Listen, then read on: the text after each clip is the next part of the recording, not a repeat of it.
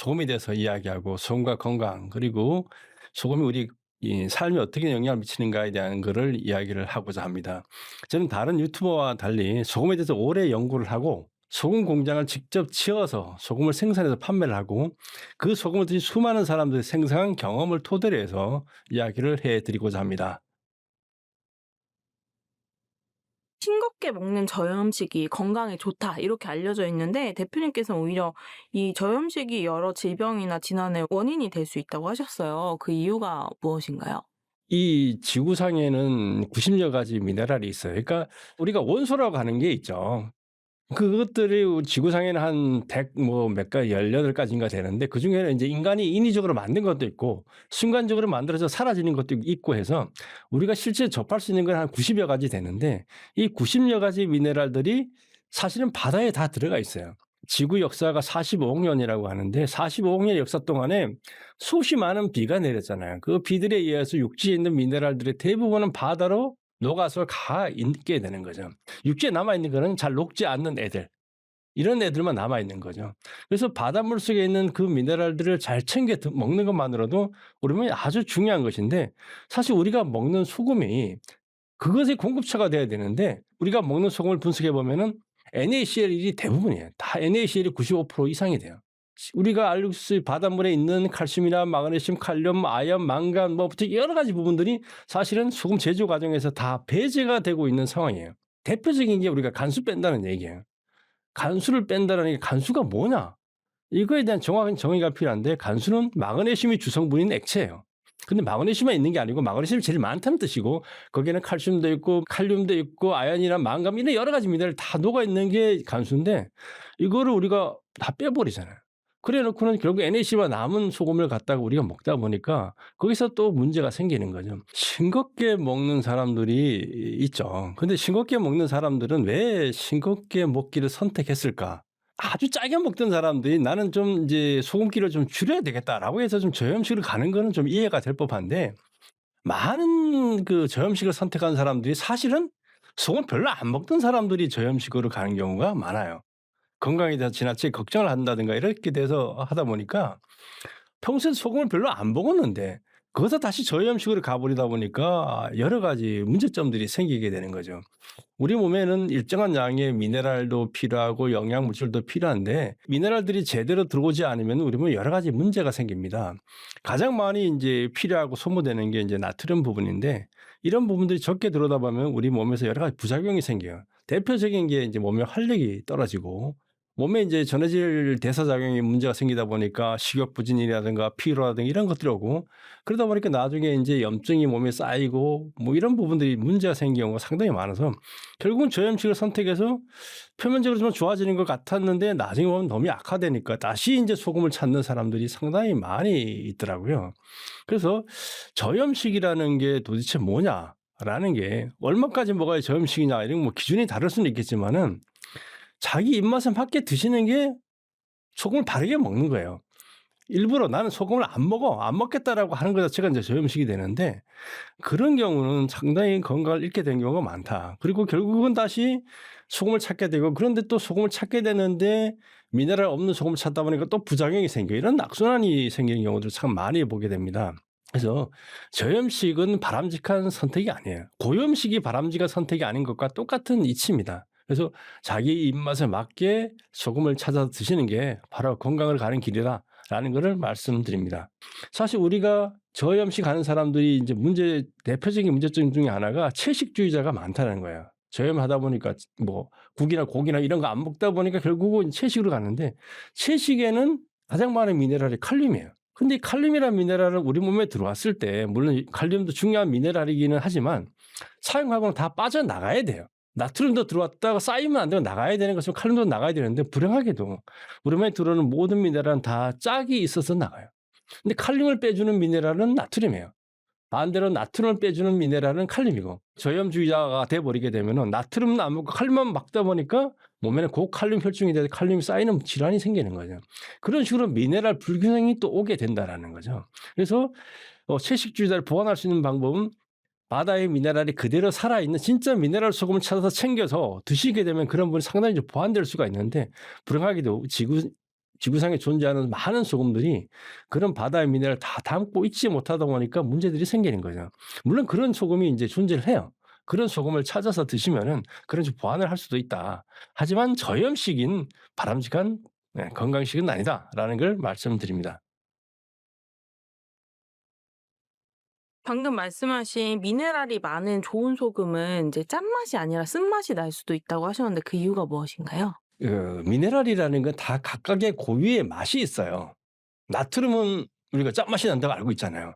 근데 사실 나트륨이 짠맛 내는 거 아니에요. 우리가 짠맛이 나는 건 염화나트륨, 소금이죠. 염화나트륨. 그래서 학자들 사이에 아직도 해결되지 않은 논쟁이 있어요. 그 짠맛의 기원이 나트륨에서 왔느냐, 염소에서 왔느냐. 두 개 결합하니까 분명히 짠맛이 났는데 그럼 이 짠맛이 어디서 왔느냐는 기원을 가지고 이게 논쟁이 있어요. 나트륨에서 왔다 그러면은 나트륨이 들어가는 모든 거는 짜야 되겠죠. 과자라든가 이런 식품의 봉투에 보면 다 이제 첨가물이 표시가 되어 있는데 거기 보면 나트륨이라는 단어가 들어간 게 되게 많아요. 제가 한번 따져보니까 한 30가지 정도 되더라고요. 무슨 인식한산형 나트륨, 무슨 탄산 나트륨, 수산 나트륨, 무슨 나트륨이 되게 많아요. 근데 그런 것들이 안 짜단 말이죠. 그럼 나트륨도 아니에요. 그럼 염소에서 왔느냐? 그럼 염소가 들어가는 염화 칼슘이 짜냐? 아니에요. 근데 어떤 게 염화 칼륨은 짜요. 그러니까 이 아직도 논쟁이 있는데 어쨌든 간에 염화 나트륨 소금은 짠맛이 나는 거죠. 자 그러면은 간수의 주성분이라고 하는 마그네슘은 그게 쓴맛이 나요. 칼륨은 텁텁한 내지 단맛도 좀 있어요. 근데 마그네슘이 아주 쓴맛이 강하다는 그러니까 마그네슘을 바다에 있는 마그네슘이 다 들어가 있는 간수를 안 뺀 소금은 쓴맛이 날 수밖에 없게 되겠죠. 그래서 우리가 뺀 거예요. 음식에 소금이 들어가는데 이 간수 성분이 들어가 있다 그러면 쓴맛이 나니까 음식으로는 하는 사람은 그건 제로잖아요. 그러다 보니까 제거를 해요. 근데 인제 기술이 발달해서 마그네슘이 그게 다 들어가고도 쓰지 않게 만들어 놓은 그런 기술들이 있어요. 그렇게 해서 만들어진 소금이 지금 현재 시판되고 있는 것도 있다라는 거죠. 그러니까 마그네슘도 섭취를 하고 쓰지도 않고 그러니까 문제점을 다 해결한 그런 소금들이 존재할 수 있기 때문에 그런 소금을 찾아서 드시게 되면은 건강도 찾고 맛도 찾을 수가 있다라는 거죠. 그러니까 미네랄들은 각각의 고유의 특성이 있는데 그 맛이 있는데 그 맛을 우리가 어떻게 컨트롤해 가느냐가 그 음식을 맛있게도 만들고 건강하게 먹을 수 있는 그런 것이 된다는 거죠. 그래서 요즘 이제 소금을 물에 타 먹는 분들이 참 많은데 그런 소금을 찾아서 드시게 되면은 맛있는 미네랄 워터를 드실 수 있게 된다라는 말씀을 드립니다. 소금에 대해 좀 가장 많은 오해 중에 하나가 짜게 먹는 게 고혈압, 심장 질환의 원인으로 꼽힌다는 걸 꼽아 주셨는데 이게 틀린 주장이라고 하신 이유가 무엇인가요? 틀린 주장이죠. 대표적인 게 인제 고혈압인데 고혈압은 혈압이 인제 높아지는 거죠. 우리가 정상 혈압을 120에 80 이렇게 보는데 그거보다 높으면 이제 고혈압 됩니다. 근데 고혈압 기준도 처음에 고혈압 기준을 정할 때 180이 기준선이었어요. 그러다가 이게 160으로 내려왔다가 140으로 왔다 130으로 왔다 이제 120으로 이렇게 온 거죠. 그러면서 점점점 고혈압 환자 수는 늘어났는데 물론 나이가 들수록 대부분 혈압이 이렇게 올라갑니다. 근데 안 그런 사람들이에요. 저 같은 경우도 60이 한참 넘었는데 아직도 혈압은 120 아래에 이렇게 돼서 안정적으로 이렇게 가고 있는데 문제는 그거예요. 고혈압이 나이가 들수록 많이 생기고 환자들은 늘어나고 있는데 그러면 그 고혈압에 대한 치료 물질이나 치료 약은 왜 없을까? 어떤 고혈압에 걸린 사람이 있는데 병원에 가서 치료 약을 받든 치료를 받아서 고혈압이 해결돼서 고혈압 약을 안 먹어도 되는 사람은 없어요. 고혈압 걸린 사람이 병원에 가면은 "약 드세요. 그리고 앞으로 평생 드세요." 이거예요. "당신 이 고혈압 약 먹으면 고혈압이 나을 거예요."로 하는 의사는 한 명도 없어요. 그게 왜 그러냐면 처방이 잘못됐기 때문에 그래요. 고혈압에 걸리는 게 소금 때문이라고 만약에 한다면은 소금 안 먹으면은 고혈압은 치료가 돼야 되잖아요. 소금을 먹어서 고혈압이 걸렸다. 그럼 소금 안 먹으면 고혈압이 해결돼야 돼요. 근데 고혈압 환자가 병원에 가면은 의사가 소금 먹지 말라고는 하지만은 "소금 안 먹으면은 당신 고혈압이 나으니까 약 먹을 필요 없어."라는 의사는 한 명도 없어요. 그리고 고혈압 약을 주죠. 고혈압 약이 뭡니까? 고혈압 약의 내용이 그거예요. 혈액을 좀 묽게 하거나 혈관의 뭐 탄력성을 좀 높여 주거나 아니면 심장에 뛰는 거를 억제를 하는 이런 약들이에요. 거기는 소금을 뭐 빼주는 약이 있는 것도 아니고 소금을 어떻게 하는 약이 있는 게 아니고 다 혈관이나 심장 이런 것들에 대해서 어떤 거래요. 그래서 심장약 그 고혈압 약 먹는 사람들은 얼마 안 가면 다 부정맥 이렇게 가는 경우가 대부분이에요. 심장에다가 인제 압박을 가하게 되니까 해결책이 아닌 거죠. 그러면 반대로 저혈압 환자도 많아요. 저혈압 환자의 치료약은 뭐가 돼야 돼요? 소금이 돼요. 소금 먹이면 혈압이 올라간다 그러면 소금 먹이면 저혈압 환자는 고혈압 돼 가지고 정상으로 갈 거 아니에요. 근데 저혈압 환자에게 주는 약이 소금인 경우도 없어요. 그러니까 이게 앞뒤가 전혀 안 맞는 거죠. 물론 제가 인제 많은 사람들한테 인제 소금을 인제 드시게 하고 사 먹고 그런 사람들이 보면은 소금에 민감한 치질들이 가끔은 있어요. 수천 명 중에 한 명 정도는 소금을 좀 먹었더니 혈압이 이렇게 올라가시는 분들이 있는데 대부분의 사람들은 혈압이 변화가 없거나 내려가는 사람들이 더 많아요. 그러다 보면은 '아 이 미네랄 소금이라는 걸 챙겨 먹는 것 자체가 혈압을 떨어뜨리는 효과들도 있다.'라는 거는 제가 알게 됐던 거죠. 그래서 실질적으로 혈압은 관계가 없어요. 심혈관 질환 같은 경우 다 마찬가지죠.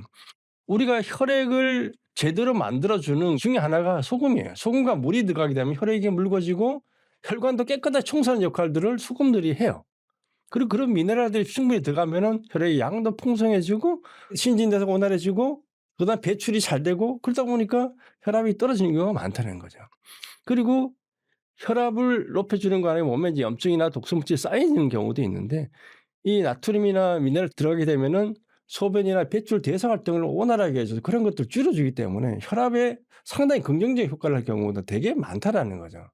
근데 엉뚱하게도 병원에 가면은 고혈압 이퀄 소금 이렇게 해 가지고 "소금은 나쁘다."라고 하면서 처방은 소금하고 전혀 관계없는 가는 이런 어떤 언밸런스한 어떤 처방들이 이루어지고 있는데 그렇기 때문에 제가 볼 때는 '고혈압이 치료가 안 되는 게 아닌가.' 이렇게 생각을 합니다.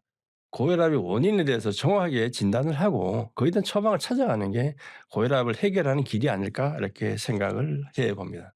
병원에 입원을 하게 되면 이 사람이 고혈압 환자든 뭔 환자든 간에 링거 갖다 꼽아요. 그죠? 그거 물어보지 않아요. 근데 링거액은 0.9% 소금물이라는 거죠. 0.9% 짜리 소금을 먹어 보면은 짜요. 제가 인제 여기 지금 이제 소금 이게 소금물이에요. 제가 아까 이거 갖고 이제 소금 탔단 말이죠. 이건 0.5% 정도 돼요. 0.9% 짜리가 링거액을 맞이게 되면 우리 몸에 보통 한 1 리터 정도 돼요, 이 링거액이. 그게 몸으로 쑥 들어가는 거 아니에요. 우리가 입으로 먹는 건 아니고 혈액에다 바로 직방으로 넣는 거잖아요. 그러면 혈액의 양이 1 리터가 갑자기 늘어나는 거게 되겠죠. 1-2 시간 만에 몇 시간 만에. 그러면 이 사람은 고혈압 환자로 쇼크가 오든가 뭔가 문제가 생겨야 돼요. 혈압이 올라가 당연히 혈액의 양이 늘어나면 올라가니까. 근데 그런 일은 안 일어난다는 거죠. 우리 몸에 소금이 그렇게 들어온다고 해 가지고 그런 문제가 안 일어난다. 그러니까 우리가 '소금이 혈압하고 이렇게 연관이 된다.'라고 이 이퀄 관계를 연결시키는 건 상당히 무리가 있다라는 거죠. 그래서 우리가 링거액이 우리 몸에 들어오는 거 봤을 때 우리가 소금물을 먹는다든가 소금을 적절하게 챙겨 먹는 것 자체가 건강에 훨씬 플러스가 된다라는 말씀을 드립니다. 링거액이라는 거는 0.9%의 이제 소금물이에요. 그러니까 증류수에다가 0.9%의 소금물을 탄 게 링거액이죠. 링거액에는 여러 가지 이야기들이 있어요. 아주 간단하잖아요. 증류수 물에다가 소금을 타면은 링거액이 돼서 그 링거액을 맞으면은 사람이 안정을 찾아요. 그러니까 병원에 입원했다라는 거는 링거액을 꼽는 거예요. 퇴원을 링거액 뽑는 게 인제 퇴원이다라는 거죠. 야 물에다 소금 탄 건데 그게 꼽는 순간에 환자는 안심하고 병원에서는 각종 처방을 할 수 있는 토대가 되고 돼요. 이게 들어가면은 몸의 전해질 균형이 맞춰진다는 거예요.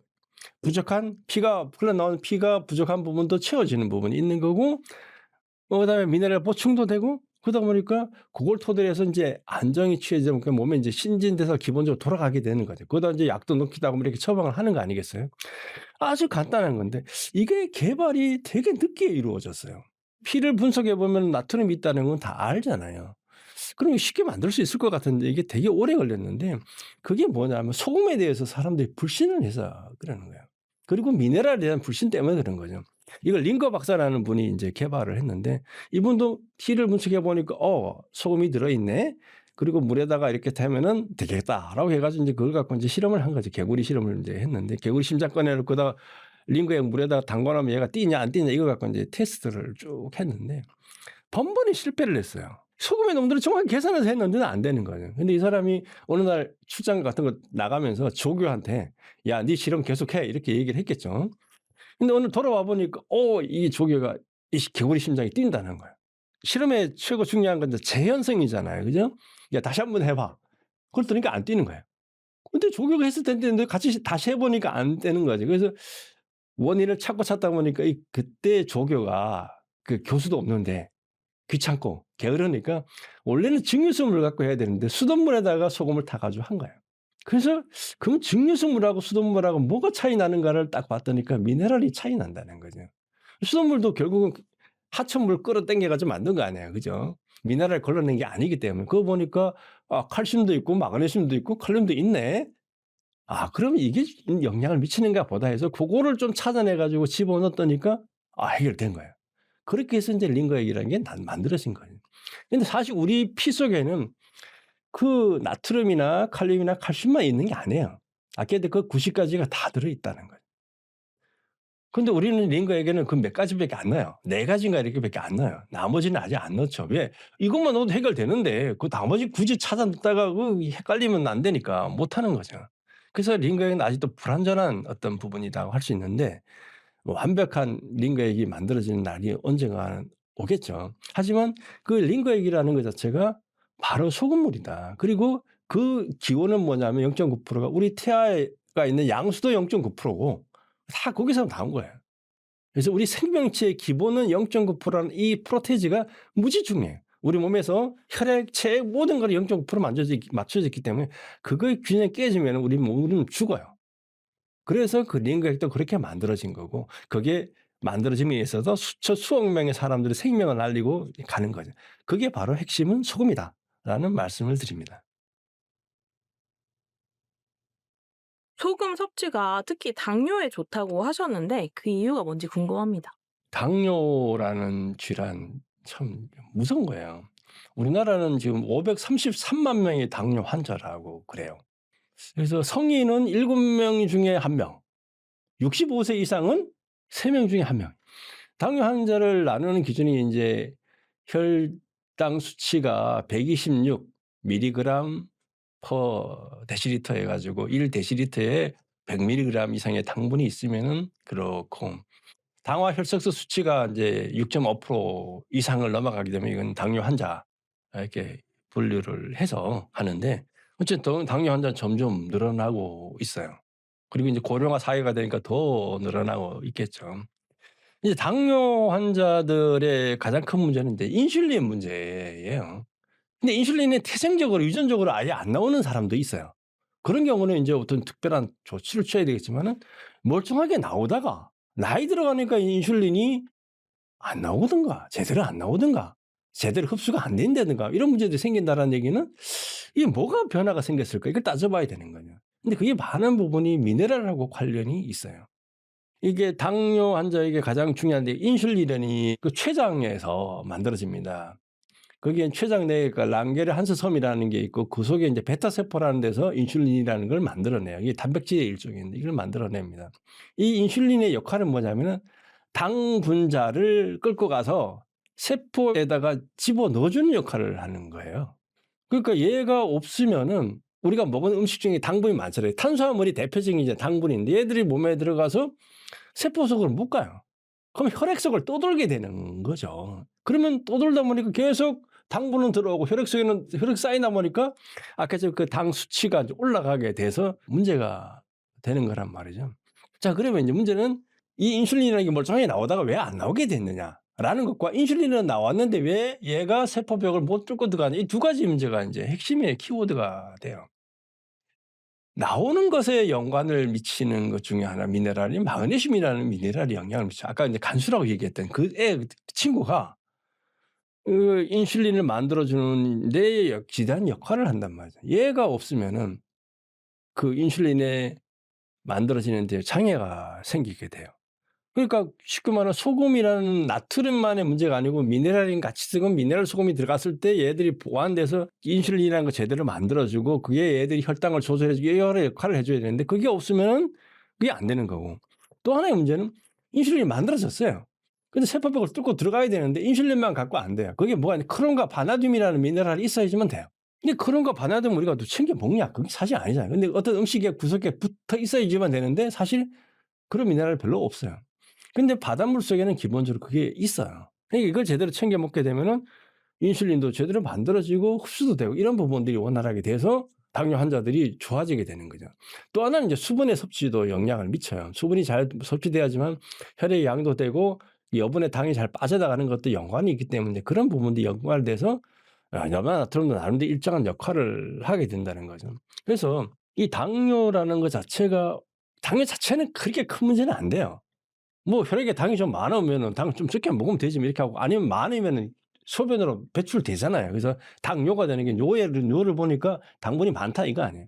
근데 얘가 문제가 되냐 뭐가 되냐면 이 당 분자가 혈관을 타고 계속 떠도는 거야. 흡수가 되면은 안 될 없어질 텐데 계속 떠들다 보면 얘가 어디 가냐 미세혈관을 가서 막는다는 거예요. 미네랄은 이온이기 때문에 아주 작은데 당 분자는 커요. 근데 얘들이 떠돌다가 이제 지들끼리 뭉치잖아요. 그런 애들이 가서 미세혈관 아주 끝에 있는 미세혈관에 가면 이제 그거 가서 막히는 거예요. 그래서 눈에 가서 막히면 이제 눈이 실명하게 되는 거야. 눈에 실필 도 있잖아요. 그걸 가서 막아버리게 되면은 산소 공급도 안 되고 영양 공급도 안 되고 죽어버리는 그럼 인제 실명이 오는 거예요. 발가락 손가락 끝에 가서 그렇게 되면 인제 발가락 손가락 나중에 잘라야 되는 일이 생기는 거죠. 그게 인제 심장을 둘러싸고 있는 핏줄이 있는데 거기에 가서 막아버리게 되면은 심근경색이나 그다음 뇌가 작으면 뇌졸중이 오는 거예요. 그러니까 당뇨라는 게 결국 합병증을 만들었는데 그게 뭐냐면 당 분자가 소모가 돼서 해결이 안 되고 필주를 막아서 생기는 이런 부분들이 되는 거죠. 그래서 인제 그 사람은 일단은 적게 먹어야 되니까 어쨌든 당 섭취를 줄이려고 애를 쓰는 거고 그다음에 인제 뭐 인슐린 나오게 하는 것도 약도 먹기도 하고 인슐린도 처방을 해서 집어넣기도 하고 그렇게 되는데 문제는 그것이 나온다 그래 아까 그 미네랄 작용인과 수분 작용인과 그다음에 적정하게 또 배출을 해 주면 되는 부분이기 때문에 그런 과정에서 이 미네랄 소금을 먹게 되면은 당 수치들이 떨어지는 경우가 상당히 많아요. 저는 저 전화번호가 다 오픈이 돼 있어요. 그러니까 인터넷 공간에 저 전화하고 떠들고 있는 거죠. 그러다 보니까 많은 분이 저한테 얘기해요. "내가 먹었더니 이렇다 저렇다." 하는 분들이 있는데 가장 이제 대표적인 예가 인제 미국에서 오신 분이 계셨어요. 저희 소금을 인제 좀 보내 달라고 해서 미국으로 인제 보내줬어요.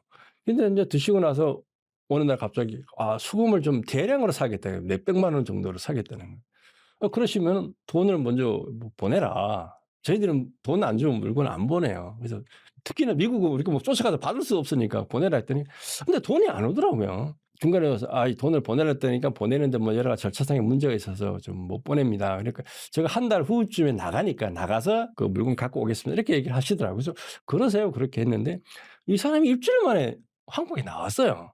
그래서 전화 왔더라고요. 한국에 왔다고. "소금 달라."고 뭐 이러더라고요. 그래서 알았습니다. 챙겨서 인제 그 호텔에다가 갖다 줬어요. 한 100만 원씩 되는 소금인데.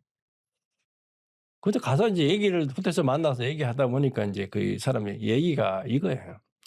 자기가 인제 나이가 있다 보니까 한 65세 넘어가는 분인데 여러 가지 합병증인데 당뇨가 제일 문제가 되는 게 왔어요. 당 수치 되게 높았는데 근데 제가 보내준 소금을 먹고 이게 잡힌 거죠. 확 내려가고 혈압도 떨어지고 이렇게 좋아졌는 거예요. 이게 동네방네 소문을 냈어요. 이 사람이 이제 요양원 미국에도 요양원 같은 게 있는가 봐요, 그 시설에. 그 들어갔는데 인제 그 주변 사람들한테 소문 내고 막 이렇게 했다 보니까 "야 나도 사줘. 너도 사줘." 이렇게 돼 가지고 인제 그렇게 된 거예요. 미네랄 소금 예찬론자가 돼 있더라고요. 그래서 인제 갖다 주고 인제 왔죠. 이틀 후인가 보네 이거 아무래도 안 돼. 미국에서 인제 가져간다 그랬더니까 더 사 달라 그랬다 해 가지고 더 해 가지고 그 한 200 원어치 저희 소금을 사 가지고 이렇게 가신 분이 계셨는데 이게 당뇨가 잡히는 사람들이 상당히 많아요. 그래서 한번 제가 볼 때는 뭐 당을 잡기 위해서는 여러 가지 해요. 먹는 거 줄이고 운동하고 살 빼고 뭐 여러 가지 하시는 분들이 좀 많으신데 그것도 물론 필요하겠지만은 이 소금이라는 미네랄 소금이라는 걸 갖고 한번 도전해 보는 것도 좀 좋을 것 같아요. 한번 실험해 보는 것도 그럼 웬만한 투자해 가지고 한번 해 보는 것도 의미가 있지 않을까 이렇게 생각을 하고요. 제가 볼 때는 상당히 많은 분들이 효과를 보고 있다. 그리고 그 원리가 이해가 된다라는 거. 아까 했지만 이 인슐린 만들어 주는 부분의 미네랄 작용, 흡수되는 게 미네랄 작용, 배출의 미네랄 작용을 딱 이게 이 얘기를 하면은 답이 나온다. 이렇게 말씀을 드릴 수가 있습니다. 그분은 그럼 그 소금을 어느 정도 기간을 먹고 좀 달라지신 건가요? 소금을 먹고 일 주일 정도 되니까 이제 반응이 와서 뭐 지금 뭐 당뇨 환자들은 거의 매일 뭐 피 뽑아 가지고 재잖아요. 이게 그 수치가 확 달라지니까. 주일 정도 만에 그 달라져서 근데 그분은 좀 많이 먹었더라고요. 그래서 "아 그렇게 먹어도 돼요. 아 괜찮아요. 아무 문제 없어요." 이렇게 얘기하시는데 제가 볼 때는 그분은 하루에 10 그램 이상을 먹었던 것 같아요. 그래서 "아유 그렇게 드시지 마시고 좀 줄이세요." 뭐 이렇게 얘기를 했는데 뭐 그분도 자기가 그게 맞다고 자기 몸으로 체험한 거니까 뭐 제가 뭐라고 그러겠어요. 하여튼 뭐 제가 볼 때는 그렇게 해서 건강을 찾아서 잘 지내고 있다는 연락을 받고 있어요. 근데 그런 분들이 국내에도 상당히 많이 있습니다. 예. WHO에서 소금 섭취 권고량이 있는데 그 기준을 좀 잘못 이해하는 분들이 많다고요. WHO에서는 모 소금의 적정한 양을 2,000 밀리그램으로 얘기해요. 2 그램이죠. 근데 거기서 얘기하는 그거는 나트륨 기준이에요. 나트륨 기준으로 2,000 이라는. 그럼 이게 소금으로 환산하면 이게 얼마 정도 될까? 소금을 환산하면 한 6 그램 정도 돼요. 그건 인제 순수한 NaCl 중심의 소금일 때는 인제 한 6 그램 정도 되는 거고 자 미네랄이 아주 풍부한 미네랄 한 25% 나 이 정도 들어간 걸 하면은 이게 한 올라가서 한 8 그램 정도 이렇게 되겠죠. 근데 사실 이거는 우리가 그냥 기본만 해도 이거 이상은 먹어요. 라면 한 그릇 먹는다. 이거 오버해요. 그다음에 뭐 우리가 먹는 빵이라든가 이런 모든 거에 다 소금이 들어 있기 때문에 우리나라 평균 지금은 우리나라 인제 통계청에 나온 거 보면은 한 15 그램을 먹는다 그래요, 평균적으로 우리나라 사람은. 근데 제가 볼 때 과거에 우리나라는 한 25 그램까지 먹었어요. 근데 선진국이나 독일이나 뭐 이런 나라 미국 같은 경우는 더 먹어요, 우리보다. 근데 그 나라도 뭐 줄이기 운동 많이 하고 그러지만 더 먹는다는 거죠. 대부분의 사람들은 보통 15 그램 정도를 이렇게 먹으면서 살고 있다는 거죠. 그리고 아꼈지만 소금이 뭐 각종 질환의 원인인 것처럼 얘기하는데 그런 경우가 별로 없어요. 오히려 소금이 먹음으로 해서 우리가 신진대사라는 삶이 원활하게 되는 경우들도 많이 있기 때문에 적정량 양은 그렇다고 과잉 뭐 2-30 그램씩 먹을 필요는 없겠지만은 15 그램 정도를 기준에 두고 이렇게 드시면은 적정하지 않을까 이렇게 생각이 됩니다. 그래서 그 음식으로 먹는 거를 뭐 10 그램 정도 되게 먹고 여분으로 해서 물에 타서 좀 먹는 걸 한 6 그램 정도 이렇게 타서 먹으면은 적정한 양들이 아닐까 이렇게 생각을 하는데 이게 주장하는 사람들마다 다 틀려요. 저희 소금을 드시는 분 중에 하루에 20 그램씩 드시는 분들이 있어요. 물에 타서 그러니까 음식 먹는 거 제외하고. 그렇게 먹으면 안 됩니다. 너무 많이 먹어요. 자기는 그게 맞다랬는데. 그래서 "아유 그래도 이게 좀 줄이세요." 이렇게 얘기를 하고요. 어떤 분은 완전히 그 저염식에 해 가지고 자기 몸이 다 망가졌다고 얘기하시는 분들이 있어요. 그래서 "좀 드세요." 이러면은 그렇게 먹어도 돼요." 겁을 내시는 분들도 되게 많아요. 그래서 그럼 하루에 한 3 그램 정도라도 좀 드셔 보세요." 이러면 "예 알겠습니다." 이렇게 하시는 분들이 있는데 근데 어째 소금의 적정량은 자기 몸에 맞춰서 먹으면 돼요. 먹다가 보면 '아 내가 이 정도 먹으면 되겠구나.' 이거 양을 찾아가는 거지 '억지로 많이 먹어야지. 억지로 적게 먹어야지.' 이럴 필요는 없다라는 말씀을 드립니다.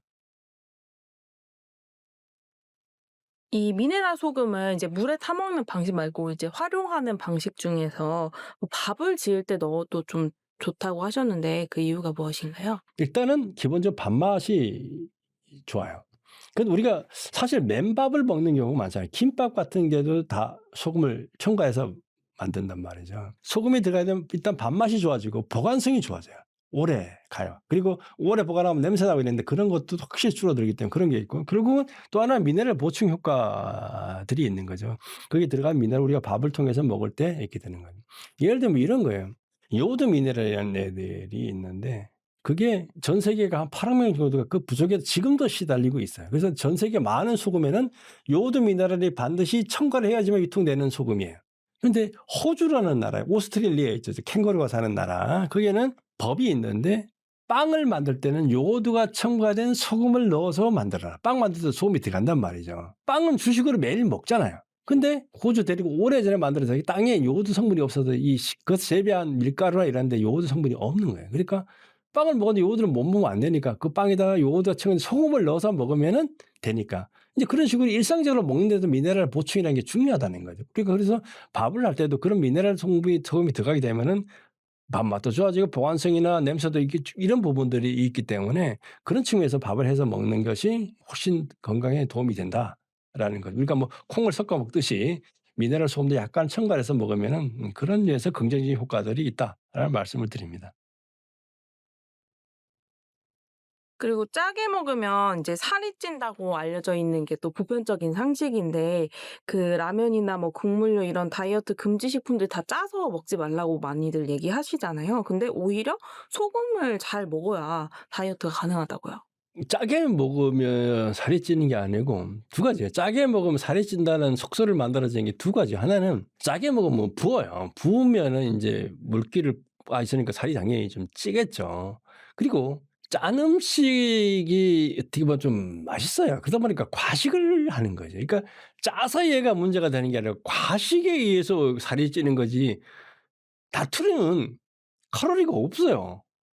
나트륨은 칼로리가 없단 말이고 나트륨은 살하고 아무 관계가 없어요.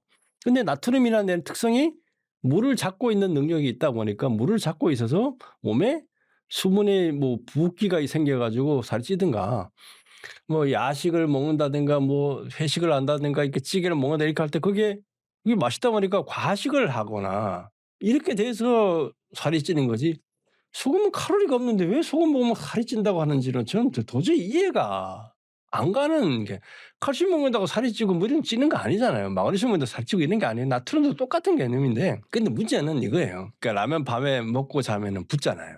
근데 미네랄 소금을 밤에 자기 전에 한 컵 마시고 잔 사람들은 안 보여. 왜 그럴까?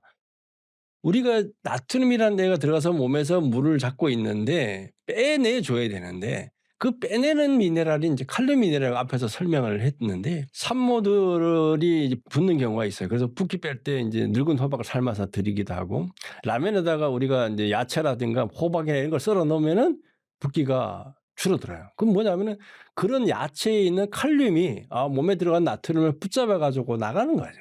그러다 보니까 세포 속으로 들어갈 나트륨의 양이나 물의 양을 줄여주는 거죠. 그래서 결국은 붓기를 빼줘요. 그렇기 때문에 미네랄 소금을 챙겨 먹으면 오히려 살이 빠지게 되고 그다음에 미네랄 소금이 들어가면 우리 몸의 대사 작용도 아주 원활해지기 때문에 소화나 흡수나 배출이나 대사 활동 때문에 살을 오히려 빼주는 경우도 많고요. 식사 전에 그 소금을 한 잔 이렇게 드시게 되면은 워밍업도 되는 면도 있지만은 포만감도 줘 가지고 좀 적게 먹게 해 줘요. 그리고 소금물을 제대로 많이 챙겨 먹으면 배가 덜 고파요. 그리고 이제 비건한 제가 이런 건데 우리가 단식이 이렇게 하잖아요. 단식할 때 소금을 먹고 하면은 한 달 정도까지도 버텨요. 근데 그 맹물만 먹었다. 일주일을 못 넘겨요. 링거액만 맞아도 그 살잖아요. 그거가 똑같은 개념이 되는 거죠. 그런 측면에서 우리가 이 나트륨이나 미네랄이 이런 것들이 우리 몸에서 신진을 원활하게 해 주고 생명을 연장시켜 주고 생명 활동을 하게 되는데 중요한 역할을 하는 것이지 얘가 살을 찌는 거하고는 아무 관계가 없고 그다음에 이걸 제대로 챙겨 먹게 되면 포만감도 되고 이렇게 돼서 덜 먹게 되고 덜 먹어도 살 수 있으니까 간헐적 단식 이런 거 하는 데도 상당히 유리한 게 바로 인제 소금물이라는 걸 말씀을 드리고요. 그래서 이 비만하고 소금하고 연관시키는 것 자체는 논리적으로 안 맞다라는 말씀을 드립니다. 그럼 방금 말씀하신 것처럼 이제 밥 먹기 전에 소금물 한 컵을 마실 때 소금물을 어떻게 만들면 되는지 궁금하신 분들도 있을 것 같아요. 요거는 뭐 농도랑 뭐 섭취 횟수 이런 걸 어떻게 하면 좋을지 가이드를 주시면 좋을 것 같아요.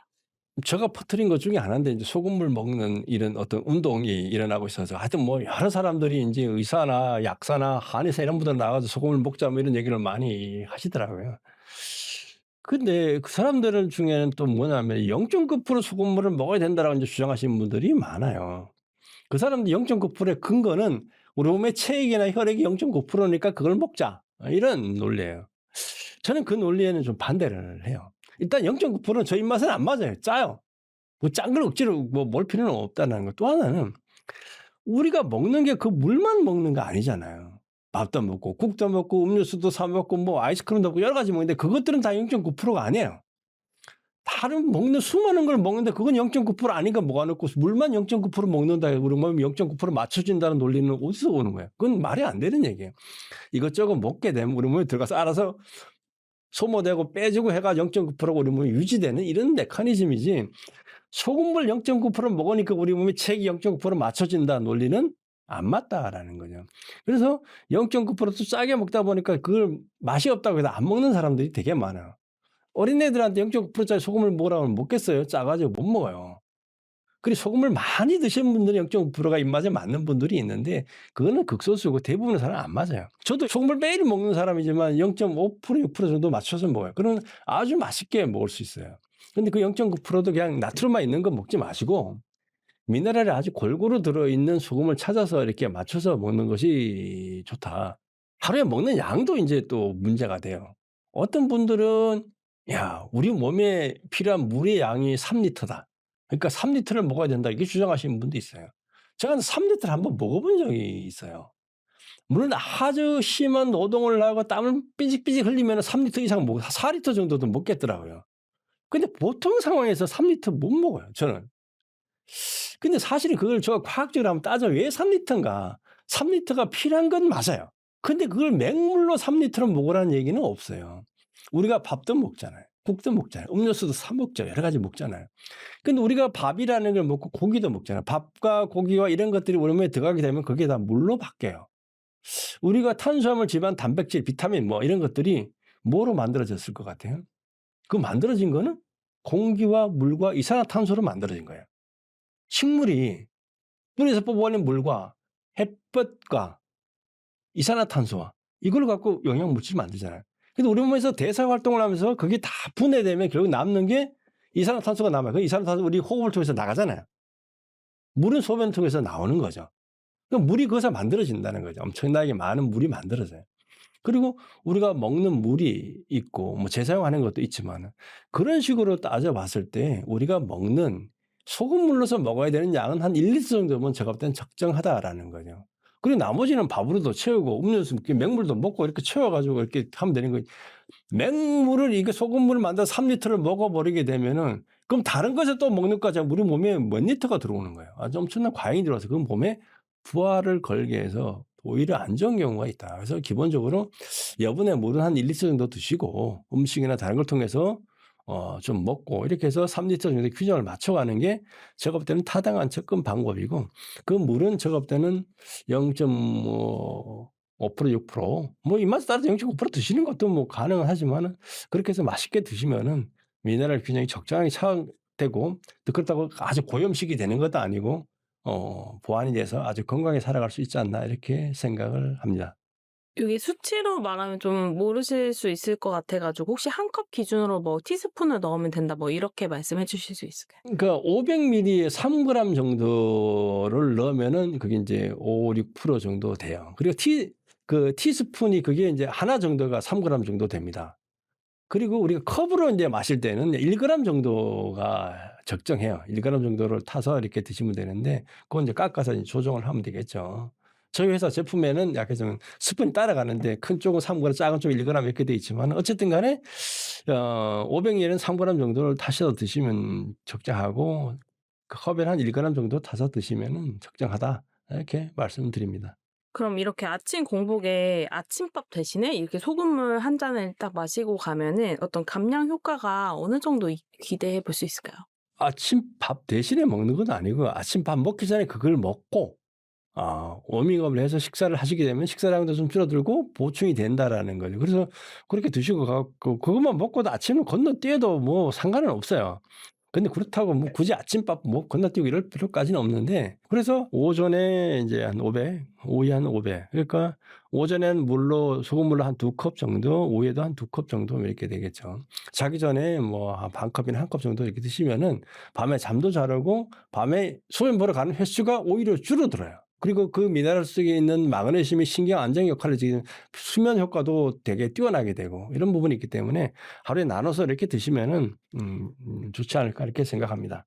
그러니까 미네랄 소금을 먹고 관리를 해서 한 달에 한 4 킬로 정도 이렇게 빠지신 분도 있고 자기 정상 체중을 찾았던 분이 있어요. 이런 분도 있어요.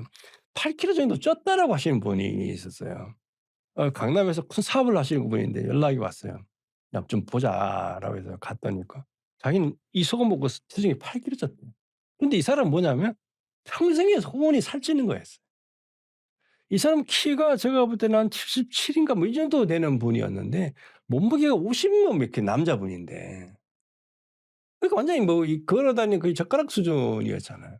근데 이것저것 해 보고 소금 뭐 이건 뭐 방법이 없었는데 저희 소금 먹고부터 인제 살이 붙어 가지고 지금 인제 거의 70 정도까지 올라왔어요. 그래서 '와 이렇게 좋을 수가 없다.'라고 하면서 인제 그 의류 관련 장사를 하시는 분인데 이게 뭐 사람 만나도 이게 좀 티가 나는 거죠. 그래서 그래서 인제 결국 의류 사업 하시는 분인데 "저희 소금 팔겠다."고 이렇게 하신 분도 계세요. 그런 분이 있는 반면에 어떤 분들은 살이 빠져 가지고 4 킬로 뭐 어떤 분은 10 킬로까지 빠지신 분들이 있어요. 관리를 뭐 운동도 좀 했겠지만. 그래서 '야 이건 완전히 자기한테 인생을 새롭게 찾아주신 분이다.' 그러니까 쉽게 말해 이런 분들은 몸에 독소도 안 쌓이고 변비도 해결되고 이러다 보니까 신체 원활 하다 보니까 붓는 것도 빠지고 그것도 빠지다 보니 그렇게 빠지신 거예요.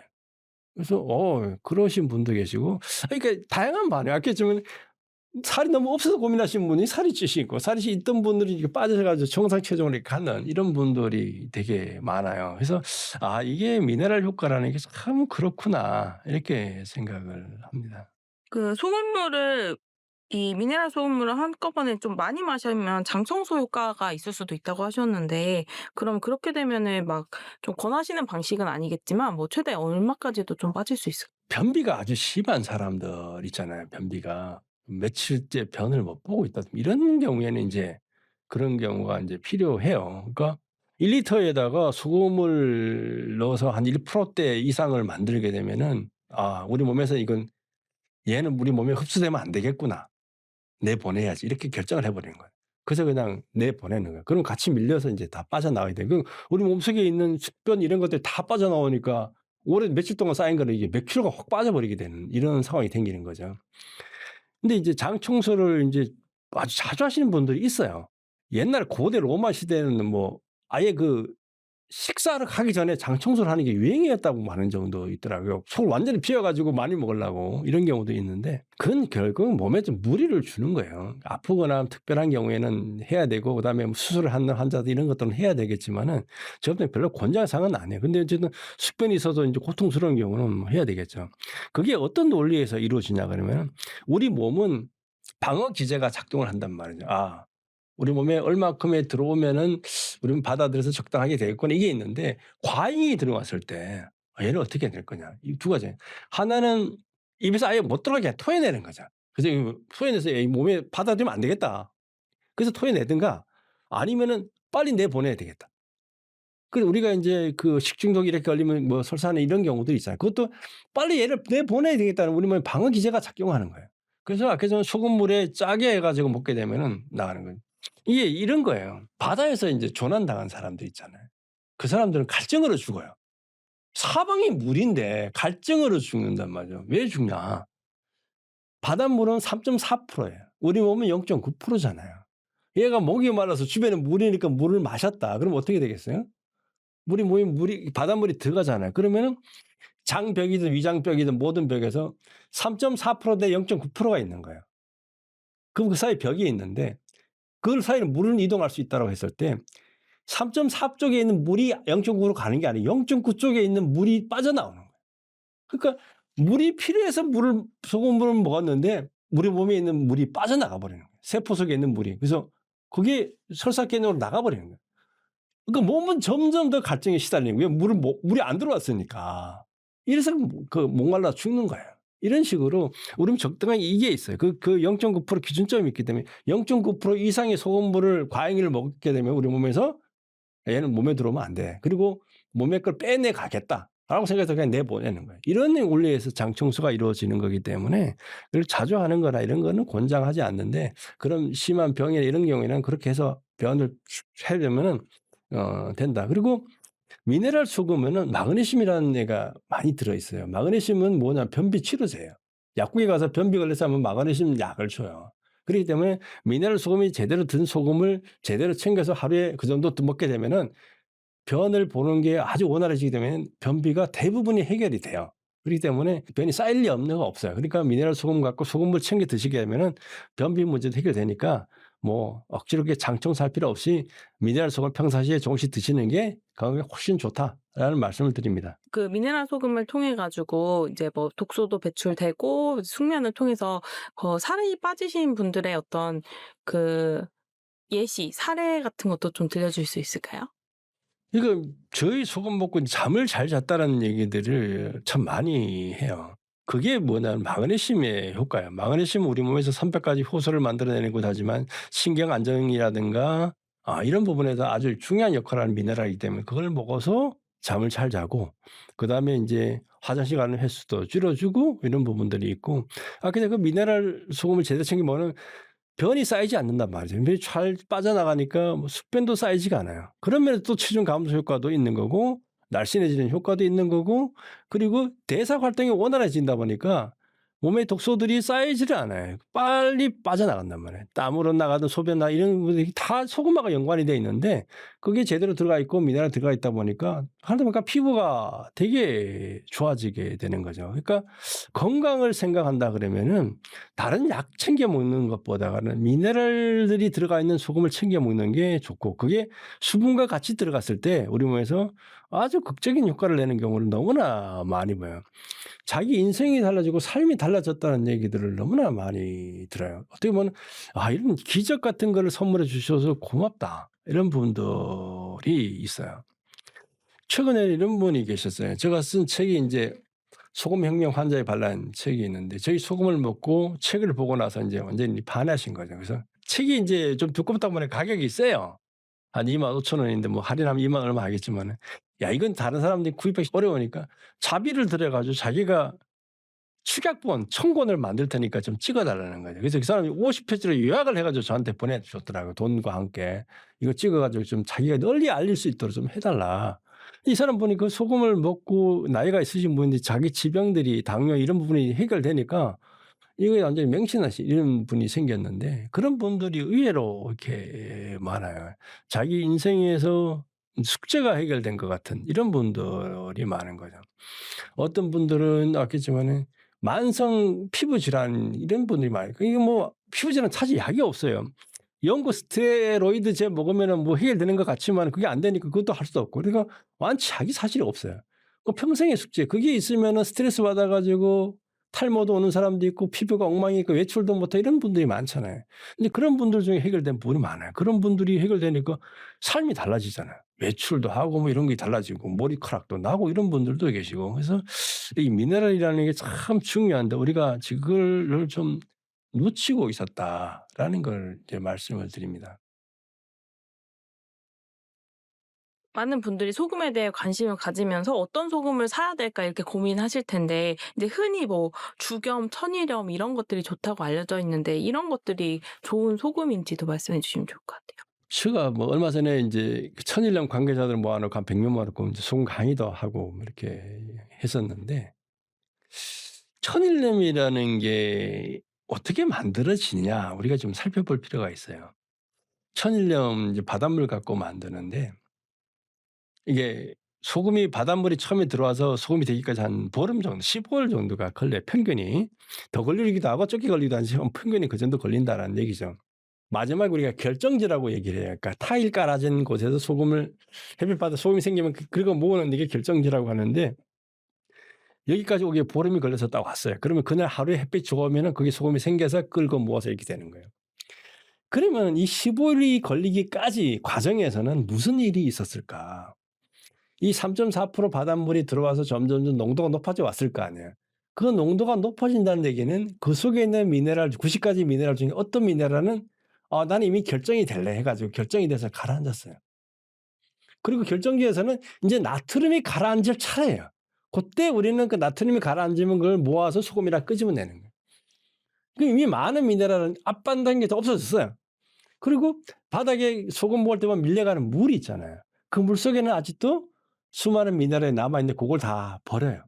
그리고 그 소금을 건져 올렸는데 거기에 묻어 있는 미네랄마저 간수 뺀다는 밀명하에 2년 묵히고 3년 묵히면서 또 빼요.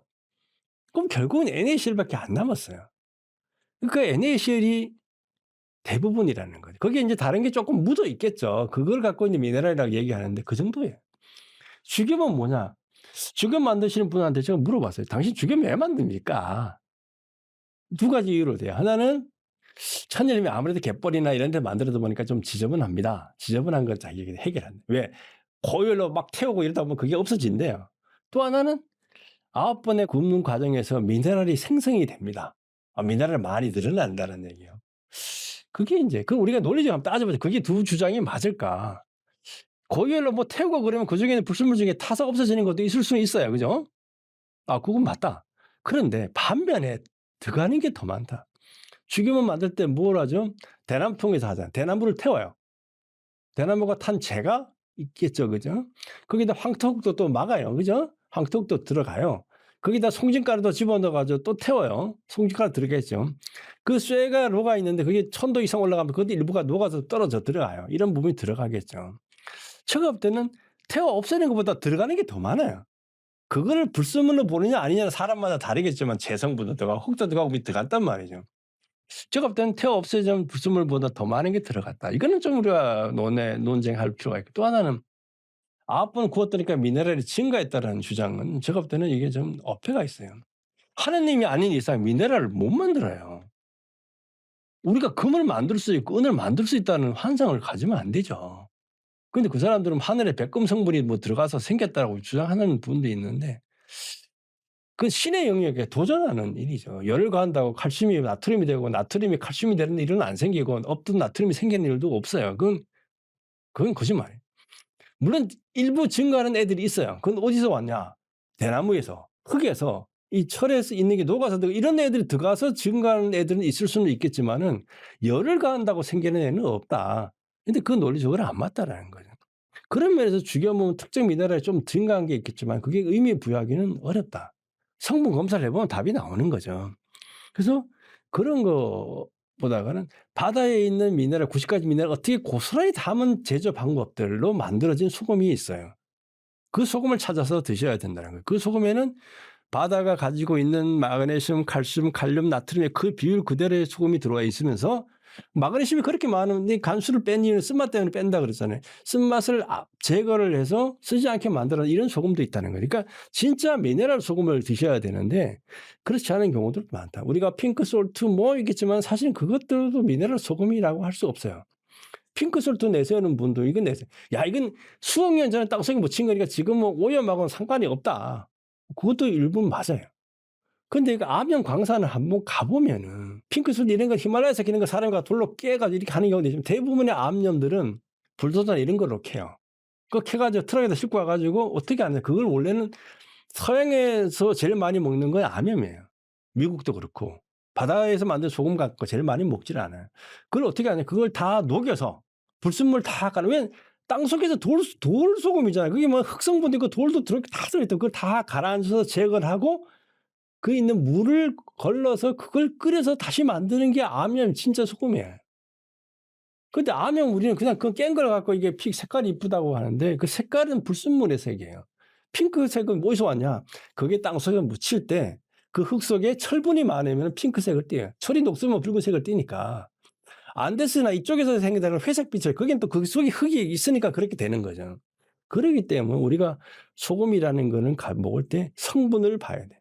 이게 어떤 성분이에요. 그 진짜 궁금하면 그 만드는 공장도 가보고 염전에도 가보시고 그 회사에다 성분표를 달라고 그러면 보내줄 거 아니에요. 그죠? 그거 보면은 무슨 미네랄이 얼만큼 들어있는지를 따져볼 수가 있다라는 거죠. 그래서 말이 아니라 성분표를 보고 직접 확인을 해보고 이렇게 해서 선택하시면 되고 우리가 대부분 편하게 먹는 거는 마트에 가시면 있는 소금들을 사다 드시면 돼요. 그거는 천일염을 갖고 다 세척해서 나온 거예요. 그 세척하면 미네랄은 조금 더 없어졌겠지만 깨끗하고 믿을 수 있는 소금이 되는 거니까 미네랄 개념으로는 먹지 말고 그건 나트륨 개념으로 뭐 조림용이나 반찬 이렇게 드시면 되겠죠. 미네랄 소금이라는 개념으로 갖고 하면은 진짜 미네랄 소금들이 있으니까 그런 거 구입해서 물에 타서 드시면은 된다. 이런 말씀을 드립니다. 그래서 그 소금을 깨끗하게 한다고 집에서 볶아서 사용하시는 경우들도 있는데 그런 건 좀 권하시지 않는다고요? 소금을 왜 볶냐? 우리나라가 인제 소금에 대해서 참 진심인 나라예요. 다른 나라에는 죽여 먹고 용융소금 이런 거 없어요. 우리나라만 있는 거예요. 그게 왜 그럴까라고 하면은 우리나라는 예전에 우리가 천일염 우리가 사람들이 전통 방식의 소금이라고 알고 있어요. 우리나라는 전통 방식 소금 아니에요. 죽염도 정통 방식 아니에요. 천일염 우리나라에 들어온 게 한 100년 조금 넘었어요. 죽염은 우리나라에 들어온 지 생긴 지 한 40년밖에 안 됐어요, 죽염. 죽염이라는 게 처음 나와서 세상에 등장해서 제품으로 나온 게 한 40년 됐다는 거죠.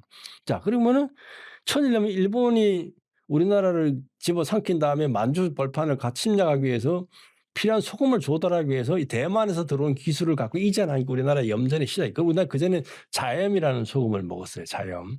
자염은 끓여서 만든다. 끓일 자자예요, 자염. 이거 먹었단 말이에요. 근데 이게 불을 떼 가지고 끓여서 만들다 보니까 이 생산성이 별로 안 좋아요. 근데 일본이 인제 대륙 침략하고 중국을 집어삼키려고 엄청나게 많은 소금이 필요한 거예요. 화학공업에도 필요하고 군인들에게 먹여야 되고 이러다 보니 소금이 필요한데 이 소금이 없어요. 그래서 일본이라는 나라는 특히나 이게 염전이 없어요. 왜? 여름에 태풍이 무지 많이 온다. 우리 올해만 해도 한 거의 20 개가 일본을 거쳐가서요. 태풍이 오죠. 비가 많이 오죠. 그렇다고 갯벌도 별로 없어요. 그러다 보니까 염전이 안 돼요. 그러다 보니까 결국 생산을 외부에서 해야 되는 부분이다 보니까 인제 한국에 와서 인제 그 염전 시설에서 소금을 조달하기 시작했는데 아까 전에 천일염을 가지고 이렇게 만들어 보니까 이게 간수 성분이 문제가 되는 거예요. 이게 쓴맛이 나는 거예요. 흑성분도 들어 있고 지저분한 것도 있고 그전에 옛날에 다 뻘밭에서 했으니까 얼마나 지저분했겠어요. 그러다 보니까 이제 처음에는 이제 거부 반응이 있죠. 자연 먹던 사람들부터 '이건 뭐 소금이야. 이 뭐 이래 맛도 그렇고 이게 이래.' 그래서 그리고 그때부터 인제 '아 이 간수라는 애는 쌓아 놓고 빼면은 맛이 좀 좋아지네.' 이런 생각을 하게 된 거예요. 그런데 소금이랑 어쨌든 쌓아 놓고 하다 보니까 이제 가만히 쌓아 놓으니까 물이 줄줄줄 흘러내려요. 여름에 특히나 습기 빨아당겨 가지고 흘러내린단 말이에요. 보관하기도 그렇고 맛도 그렇고 이러다 보니까 '이거 좀 더 편하게 하는 방법이 없을까?'라고 해서 나온 게 구운 소금이에요. 소금을 굽게 되면은 그 쓴맛도 좀 해결되고 보관성이 좋아져요. 그러니까 여름에 입술이 흘러내리는 게 없어지는 거기서 나온 게 인제 볶은 소금이에요. 볶은 소금은 뭐냐면은 천일염을 갖다가 큰 솥구리에다 담아 놓고 물을 샥 뿌려요. 그러든가 아니면 물에다가 소금을 풍 담가 버리는 거죠. 그러니까 그럼 다 녹지 않냐. 포화염도 이상을 하게 되면 소금이 안 녹아요. 그러면 그중에서 빨리 미네랄 좀 빨리 녹는 애가 마그네슘, 칼륨은 빨리 녹아요. 그럼 걔들만 쫙 빠져나가고 진흙도 빠져나가는 그럼 깨끗한 소금이 만들어졌다. 그럼 얘는 수분이 되게 많을 거 아니에요.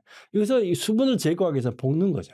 볶으면 아겠지만은 열을 가하게 되면은 맛이 좀 순해지고 잡동산이 미네랄 다 빠져나갔으니까 나트륨만 남았으니까 순수한 짠맛만 남으니까 맛이 좋게 되는 거죠. 그래서 인제 구운 소금이라는 애들이 인제 만들어지기 시작을 한 거예요. 근데 문제는 이걸 우리가 집에서 볶은 소금을 만들어서 먹는단 말이죠. 소금이라는 이게 물에 닿고 그다가 열을 가하게 되면 이렇게 가스가 발생을. 근데 그 사람들이 그걸 몰라요. 그래서 소금 가공하는 공장에 가면은 이 가스 배출이 되게 중요해요. 독한 가스가 나오니까. 근데 집에서 하면 그런 시설이 없잖아요. 근데 사람들이 집 안에서 뭐 뭔가 건강을 위해서 '내가 제대로 된 소금 만들어 먹어야 되겠다.' 해 가지고 씻은 다음에 그다음 또 각종 좋다는 건 다 집어넣어 가지고 볶는단 말이에요. 그러면 거기에 수분과 함께 가스가 올라와요. 그게 몸에 무지 해롭단 말이에요. 그래서 이런 걸 할 때는 정 하고 싶으면 바깥에서 하든가 환기를 아주 철저하게 해 가지고 이렇게 해야 되는 거예요. 근데 그걸 모르고 이렇게 하다 보면은 그 가스 때문에 몸에 더 안 좋은 역할을 하는 경우가 많아요. 근데 그런 걸 모르시고 하시는 분들이 시도하시면 가끔씩 이 TV 화면에도 비치고 그러신 분이 있더라고요. 예전에 어떤 분이 진짜 가마솥에 걸터 앉아 가지고 젓는 분이 이렇게 있었는데 무지 위험한 거죠. 그러니까 뭐 기타 뭐 첨가 소금이 많잖아요. 그걸 인제 소금을 해서 사업하시는 분들이 많아요. 뭐 뽕잎 첨가, 무언 첨가, 무언 첨가 그런 것들을 볶을 때 특히나 주위에서 '아 여기서 가스가 발생한다.'라는 걸 전제로 깔고 배기 시설 확실하게 하고 야외에서 하든가 이런 식으로 해서 하시면은 나름대로 뭐 자기의 의미 있는 소금을 만들어 먹을 수는 있는데 그런 것들은 주의를 해서 해야 된다. 그 소금의 특성을 알면은 답이 찾아질 수가 있어요. 방금 말씀하신 것처럼 좀 국가별 소금 제조 방식이 다르다고도 말씀하셨는데 네. 특히 중국 소금은 쪼끔 지양하는 게 좋다고 하신 이유가 뭘까요? 나라마다 소금이 달라요.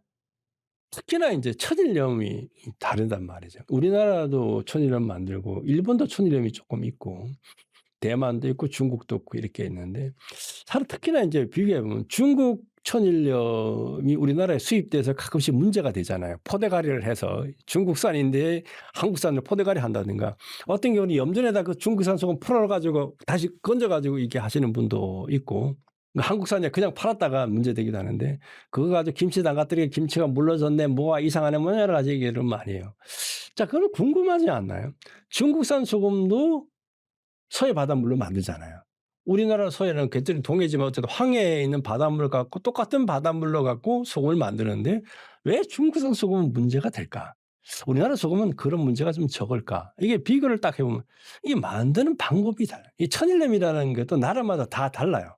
저 페루 같은 이제 산간 지방에 있는 거 산속에서 소금물이 나와 가지고 그걸 갖고 염전을 만들어 갖고 소금을 만들어요. 우리는 긁어 모을 때 보면 바닥에 물이 있잖아요. 거기는 다 마를 때까지 놔둬요. 그 다 마르면 긁어내는 거예요. TV에서 뭐 가끔 참하고도 이런 데서 염전하는 거 보면은 거기도 물이 다 마를 때까지 기다려요. 그래서 긁어 모아요. 우리나라, 중국은 그렇게 안 하죠. 자, 근데 중국 소금하고 우리나라는 뭐가 다르냐면 우리나라는 천일염전의 물의 두께가 1cm예요. 1cm. 그러니까 표면적을 극대화해 가지고 증발 효율을 되게 높여 가지고 빨리 만들어서 가자. 그래서 15일 만에 소금을 만드는 거예요. 근데 중국은 대부분의 염전이 호수를 만들어요. 호수라는 얘기는 넓고 깊다라는. 깊이가 한 1m 이렇게 두는 거 아니야.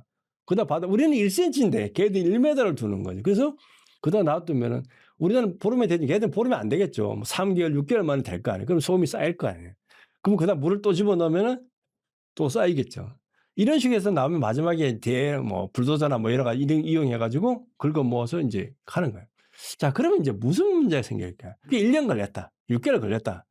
그 6 개월 동안에 들어갈 게 다 들어갔겠죠. 중국에서 날라오는 황사, 미세먼지 뭐 이게 들어갈 게 다 들어갔을 거 아니에요. 뻘물에 있는 성분도 그대로 들어가 있을 거고. 그죠? 그다음에 뭐 날아다니는 새들도 죽은 놈들 뭐 벌레들도 들어갈 게 다 들어갔다.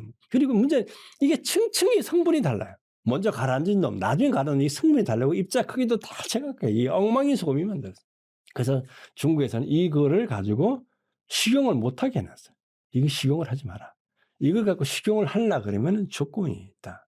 이걸 다시 세척을 다 해서 요오드라는 미네랄을 첨가를 해서 완제품을 만드는 걸 가지고 식용을 한다." 이게 인제 중국의 법이에요. 근데 이걸 후공정을 거치려고 하면 비용과 시간과 이게 드니까 안 하는 거예요. 그걸 그냥 포장해 가지고 유통시켜 버려요. 그래서 한때는 중국 소금의 80%가 가짜 법을 안 지킨 걸 가지고 유통시켜 버린 거예요. 지금은 이제 많이 나아졌는데 그리고 중국에도 인제 우리나라식 염전이 도입된 데도 있다 그래요. 근데 어쨌든 그렇게 만들어요. 그러다 보니까 그걸 한국에 갖고 오면은 거의 간수가 빠진 것도 아니고 성분도 지각각이고 지저분한 거 들어갈 거 다 들어가. 이런 소금이 들어오다 보니까 그거 갖고 음식에서 여러 가지 부분이 문제가 생기는 거예요.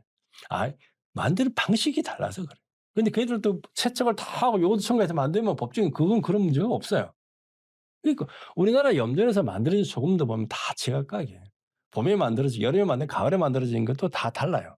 그런 측면에서 우리가 소금이라는 걸 바라볼 때 '아, 다 다르다.'라는 전제까지 그럼 이게 어떻게 만들어졌느냐 어디서 만들어졌느냐 이걸 찾아서 확인해 보고 우리가 구입하는 이런 것들이 필요하다라는 거죠. 그리고 나라마다 소금의 주가 달라요. 사실 우리가 천일염이 제일 많이 먹는 것 같잖아요. 근데 사실 안 그래요. 우리나라 같은 경우에 연간 소금을 300만 톤을 써요. 근데 우리나라에서 생산되는 소금의 양은 50만 톤밖에 안 돼요. 그중에 30만 톤이 천일염, 20만 톤은 정제염이에요. 그게 다예요. 나머지 250만 톤은 수입을 한단 말이죠. 그럼 어디서 하냐? 뭐가 오냐? 그게 다 천일염이죠. 거의 대부분 천일염. 근데 어디서 오느냐? 호주나 멕시코에서 수입해요. 호주나 멕시코 하면 사막이잖아요. 천일염하게 하기 얼마나 좋겠어. 비도 안 오죠. 태풍도 안 오죠. 햇볕은 쨍쨍 내리쬐죠. 땅값 싸죠. 그런 데서 한 염전에서 거의 1,000만 톤씩 만들어 가지고 전 세계에다 파는 거예요. 그런 게 우리나라에 들어와서 그건 다 대부분 화학공업용으로 들어가겠지만은 그러니까 그런 천일염은 순도가 97% 이렇게 들어간다.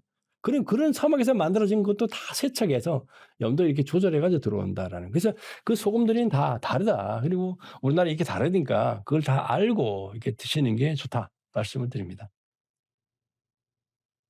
제가 회사를 2002 년도에 설립을 했습니다. 해양 심층수를 이용해서 소금을 만들자.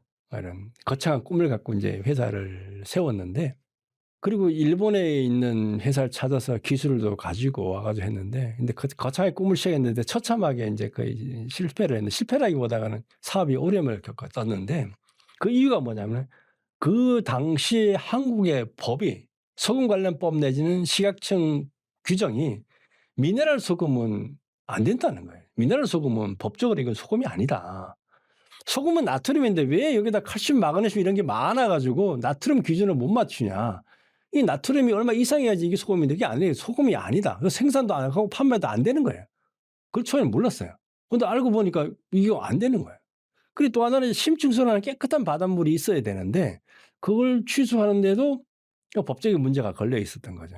그래서 그런 법적인 심층수에 관련된 법, 소금에 관련된 법을 다 바꿔 가지고 나서야 인제 이게 출시가 될 수 있게 된 거예요. 그래서 쉽게 말하면 이제 미네랄이 많은 것도 소금으로 인정을 받게 된 거예요. 미네랄이 많은 게 왜 인정이 안 되냐는. 그래서 그때까지 보면 1 등급 소금 하면은 정제함이 염도가 99% 짜리가 1 등급이었어요. 1% 라는 거예요. 1%도 그 수분 빼고 나면 미네랄 함량이라고 하면 0. 뭐 영영 이렇게 되겠죠. 그런 것만 소금으로 인정해요. 천일염이라는 것도 그때는 천일염 염도가 80 이상이었는데 80에서 수분이 10 몇 프로 돼요. 그러면 그것도 보면은 미네랄 함량이 뭐 5%도 안 돼요. 그러니까 이 소금은 미네랄이 많으니까 염도가 확 내려가니까 이건 소금이 아니야. 인정을 못 받아서 지금 국회 하는 거 보면은 법 바꾸니까 얼마나 힘든지 아시잖아요. 그리고 식약청 규정 바꾸는 거 무지 힘들어요. 그래서 식약청 규정도 바꾸고 법도 다 바꿔 가지고 이건 미네랄 소금도 이제 생산해서 판매할 수 있게 이렇게 된 거죠. 그 기간이 상당히 오랜 시간이 걸려서 인제 미네랄 소금이라는 걸 이제 만들어내서 인제 시판을 했는데 사람들이 이게 미네랄 소금이라는 거에 하면 사람들이 미네랄 소금 하면 천일염 이렇게 인식을 하는 경우도 주건 뭐 이렇게 인식하는 거예요. 그게 아니고 진짜 미네랄 바다에 미네랄이 다 들어있는 소금이 있다라는 걸 알리는 과정도 무지 힘들었죠.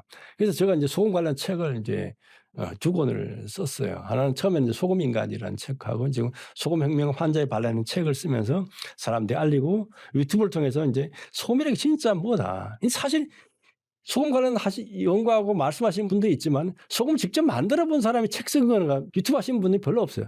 저처럼 해외 공장들도 가 보고 국내 공장들도 가 보고 염전에도 가 보고 그리고 수많은 논문을 찾아 가지고 왜 이렇게 해서 나라마다 다르고 성분이 다르고 특성이 다르고 이런 것도 연구한 사람들이 사실은 별로 없다는 거예요. 제가 영상 올린 게 한 250개 그냥 300개 정도가 돼요. 인제 그걸 보고 인제 사람들이 인제 또 얘기하시는 분들이 많이 생겼더라고요. 그래서 저기 말씀하신 거 보면 제가 전에 얘기했던 건데 제가 올린 책의 내용인데 이런 게 상당히 많이 있는데 어쨌든 사람들이 많이 인제 소금에 대해서 알리고 소금을 먹어야 된다고 생각하시니까 상당히 인제 보람을 느끼고 그걸 통해서 건강을 찾았던 분들. 저는 저 전화번호가 다 오픈돼 있어요. 이 유튜브 영상에도 아마 저 연락처가 달릴 거고 다른 연락처 다 있대. 책에도 저 전화번호 박아 놨고 제가 만든 제품에도 전화번호를 다 박아 놨어요. 언제든지 수많은 사람들이 전화를 해서 물어봐요. 죽음에 대해서 물어보시는 분도 있고 용융소금에 대해서 물어보시는 분도 있고 천일염 물어보니 저 천일염 하시는 분들한테 강의도 해요. 해수부에 가서도 강의를 하고 뭐 사업하시는 분들 강의를 하는데 어쨌든 간에 보다 많은 사람들이 소금에 대해서 정확하게 알고 그걸 통해서 건강을 찾아가고 우리의 식문화나 건강 문화를 좀 바꿔갔으면 좋겠다 이런 생각을 합니다. 그리고 아직도 밝혀지지 않은 게 너무 많아요. 우리가 알고 있는 미네랄은 사실 별로 안 돼요. 칼슘 하면 골다공증이네 철분 빈혈이 이 정도 아잖아요. 근데 마그네슘이 부족하면은 칼륨이 부족하면은 아연이 부족하면 아연은 뭐 정력 이렇게 얘기하지만 망간이 부족하면 텅스텐 티탄이 부족하면 이런 최근에 와서 놀라운 것들이 많이 발견되고 있어요. 저 공부를 하다 보니까 알게 됐는데 정신질환 치료제로 리튬 미네랄이 쓰이더라고요. 그리고 얼마 전에 하버드대에서 아주 놀라운 발표를 했잖아요. 치매를 치유하는데 이 리튬 미네랄이 효과적이다. 지금까지 치매 치료약 개발은 전부 다 뭐였냐 그러면은 증상의 속도를 늦추는 거였어요. 그러니까 걸린 사람을 완치시키는 약은 없었는데 이 리튬 미네랄을 갖고 주의 실험을 했다니까 완치로 돌아가더라는 거예요. 놀란 일이 일어난 거예요. 그래서 그거 갖고 인제 임상 이런 연구들이 진행되고 있는 걸 알고 있는데 그러니까 그 미네랄에 숨겨진 힘이 어마무시해요. 그리고 우리는 그 90가지가 중에 아직 다 모르기 때문에 방법은 뭐냐? 다 챙겨 먹는 수밖에 없어요. 그러다 보면 걸리겠죠, 그죠? 그런 측면에서 우리가 나트륨 중심의 소금만이 아니고 미네랄이 들어있는 소금을 먹고 거기다 물과 같이 챙겨 먹으면은 우리 몸이 아주 훨씬 건강하게 살아갈 수 있지 않을까 생각합니다. 뭐 시청하시면서 혹시 궁금한 사항, 소금에 대해서 궁금한 사항이 있으면은 채널에 달린 연락처로 연락을 주시면은 언제든지 답변해 드리고요. 소금혁명 환자의 반란이라는 책을 보시면은 상당하게 좀 알 수가 있을 겁니다. 그런 책들도 참고해서 보시면은 도움이 될 것 같고요. 어쨌든 좋은 미네랄 소금 챙겨서 드시고 건강하게 살아가시기 바랍니다. 감사합니다.